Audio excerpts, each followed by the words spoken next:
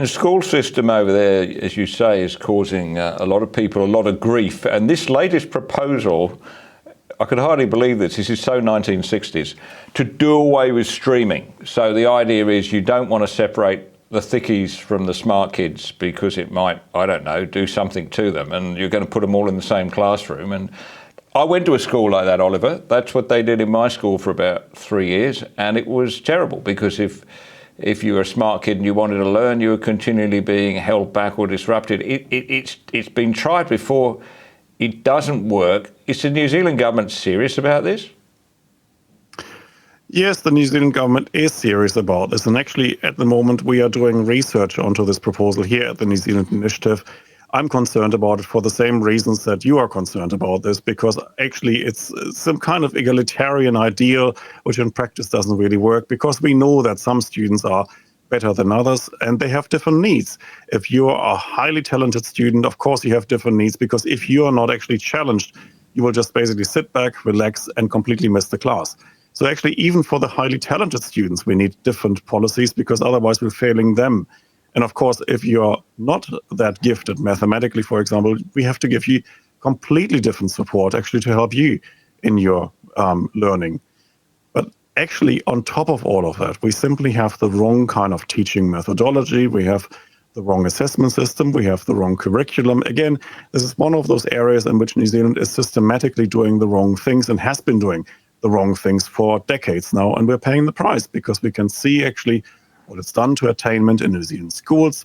We can see it in the outcomes where New Zealand students are functionally illiterate and innumerate.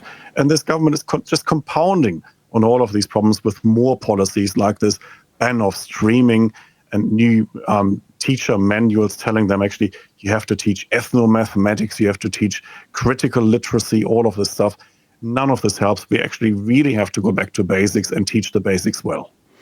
Now, Oliver, there's been some serious charges laid against you and your think tank. You've been accused of killing the video games industry. At the At the recent budget, the government announced it was going to subsidise the video games industry. So that's great for Australian video games consumers, right? We're being subsidised by the New Zealand government.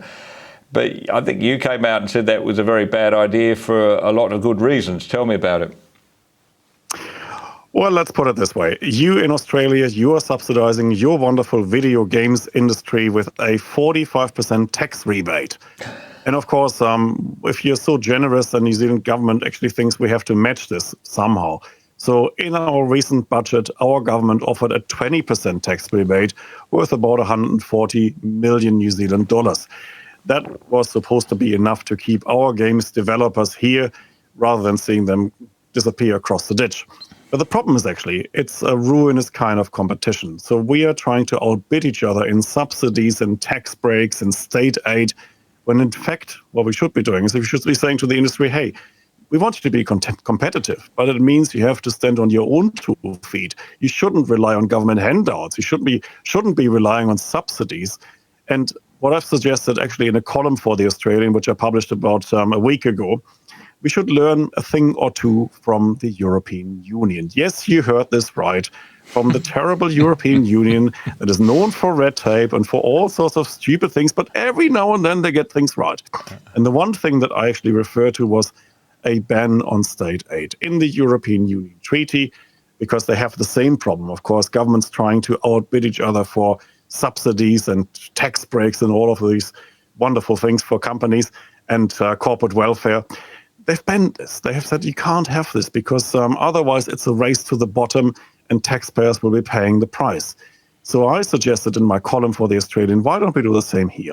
We have closer economic relations. That's the free trade agreement between Australia and New Zealand. It's now 40 years old. It's one of the world's best free trade agreements.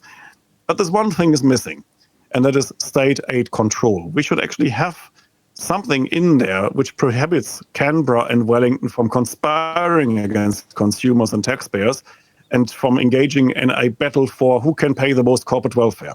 Because in the end, I think it's consumers and taxpayers paying the price, and we should prevent this. So let's put this into CER.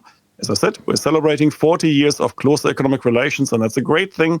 But now it's time to take it to the next level and really rule out this ruinous competition for who pays the most in subsidies.